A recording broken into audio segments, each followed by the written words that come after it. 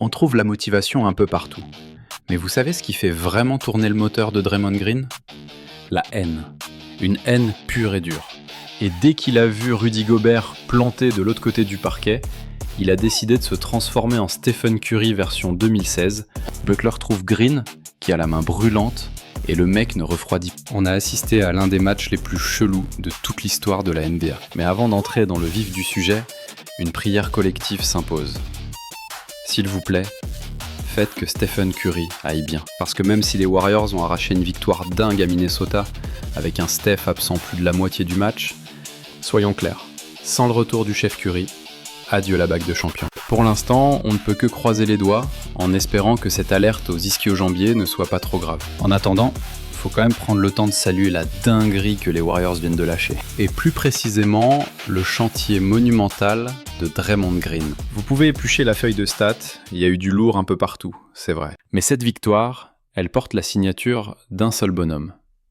Comme je l'ai dit, le simple fait de voir Rudy Gobert traîner en face de lui, ça l'a non seulement transformé en meilleur sniper du terrain, mais c'était aussi le patron à la création. Et comme d'habitude, c'était le taulier en défense. Faut qu'on commence par parler de son adresse, parce qu'on a l'habitude de voir Draymond rentrer 1 ou 2 tirs primés en début de rencontre. Mais là, c'était pas juste de la chance, c'était une mission. Il avait ce supplément de rage, juste parce que Rudy Gobert était dans son champ de vision. Le gars a planté 4 paniers à 3 points en l'espace de 4 minutes chrono. Matez-le poser cet écran pour Steph, qui attire évidemment Rudy loin du cercle, avant de ressortir la balle sur Dre. Et si le grand Rudy ne daigne même pas lever les bras pour contester, Draymond va le sanctionner direct. 20 secondes plus tard, juste après que Steph Curry soit parti s'asseoir sur le banc, moment critique du match où on se demandait tous qui allait bien pouvoir marquer des points. Je le répète, si Rudy Gobert ne tente même pas de gêner Draymond, il va enfiler les tirs comme à l'entraînement. Et bim, encore un dedans. À ce stade, Dre était carrément en lévitation. Et soudainement, Draymond Green, tout seul comme un grand, a transformé une avance de 7 points en un matelas de 14 points pour les Dubs, en inscrivant 9 points d'affilée. Dans un match promis à un score fleuve à la baisse, sans Steph Curry sur le parquet, ce passage a été vital, pas juste pour le score, mais pour le moral des troupes. Et Dre a régalé toute la soirée. Vous avez vu les bombes de loin, mais regardez comment il a agressé Rudy autrement. Comme sur cette première action où Rudy a essayé de venir le coller un peu, il l'a effacé au dribble. Petit coup d'épaule et finition tout en douceur. Sans parler de sa distribution caviar habituelle. C'est encore cette agressivité, cette envie de faire mal. Ça ouvre des brèches, comme ici sur ce main à main. Il fonce plein fer, fait imploser la défense et lâche une offrande à Kuminga qui coupe au cercle. Franchement, on n'avait pas vu Draymond aussi agressif offensivement depuis des lustres.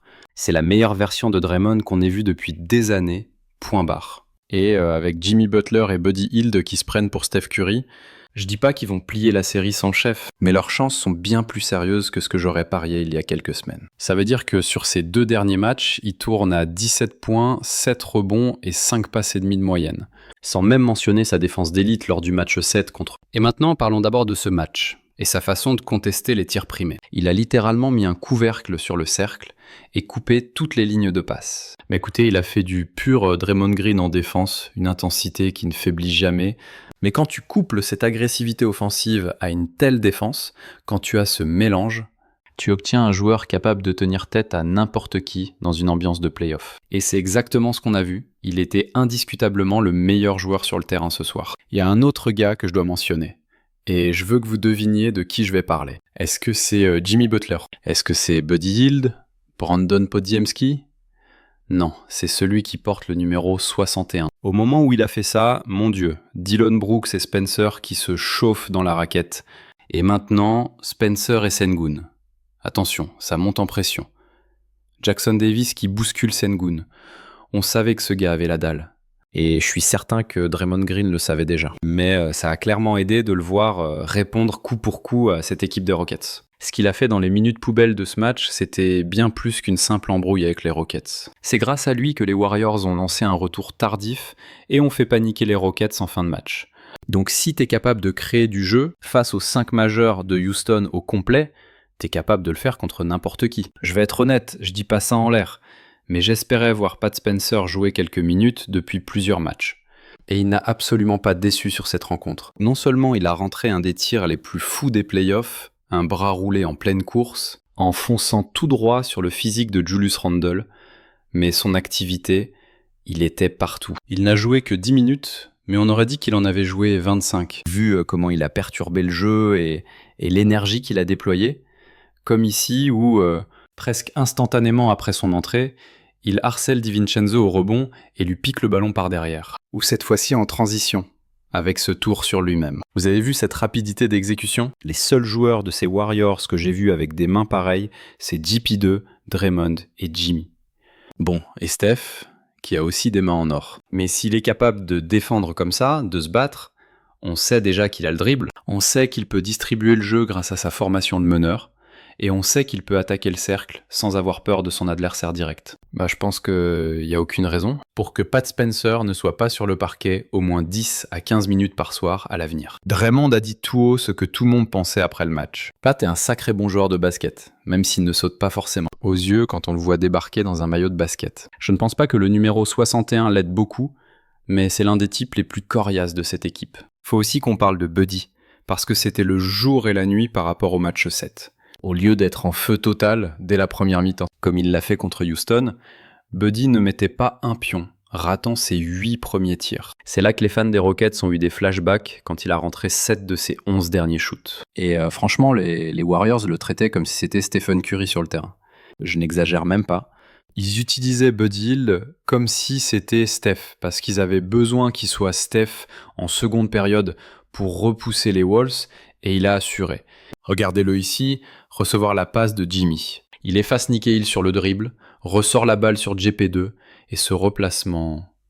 On l'a déjà vu quelque part, non ? Bon, Buddy a clairement fait le taf lui aussi, mais quel kiff d'avoir un type capable de cloner le jeu de Steph, ne serait-ce que sur une mi-temps, tellement l'impact est dévastateur, surtout dans un système taillé sur mesure pour sublimer ceux qui savent bouger sans le ballon, comme Steph et Buddy. Et ce n'était pas juste un tir isolé, mais le timing parfait de ces 2 missiles à 3 points dans le 4e quart. À chaque fois que les Wolves tentaient un comeback pour revenir sous la barre des 10 points, c'est Buddy qui a planté les banderilles décisives. On avait l'impression que dès que les Warriors avaient besoin d'un panier, ce n'était pas Jimmy Butler qu'ils cherchaient. C'était bien Buddy Hield, et je m'attends à voir cette alchimie exploser, pas seulement sur le parquet, mais aussi en dehors. Parce que impossible de parler de Buddy et Jimmy sans évoquer le fameux Buddy and Jimmy Show, qui nous a offert un épisode d'anthologie après le match. Sérieux les gars. Gary vous a comparé à des frères qui s'embrouillent. Toi le petit frère relou, et toi l'aîné. Et Gary dans l'histoire, aucune idée. Peut-être le frère du milieu, celui qui est un peu gauche, toujours en train de faire les trucs les plus débiles possibles. Le mec a littéralement mis le mauvais short. Faut le faire quand même. Quel culot. Ça n'avait rien à voir avec le match, mais ça m'a tué de rire. Et je me suis dit que vous kifferiez aussi. Et t'inquiète, une vidéo spéciale sur le Buddy and Jimmy Show arrive très vite, c'est obligé. En attendant, si tu veux plus de contenu dans ce style, pense à t'abonner, un petit like sur la vidéo, ça fera super plaisir, et surtout, passe une excellente journée. Peace.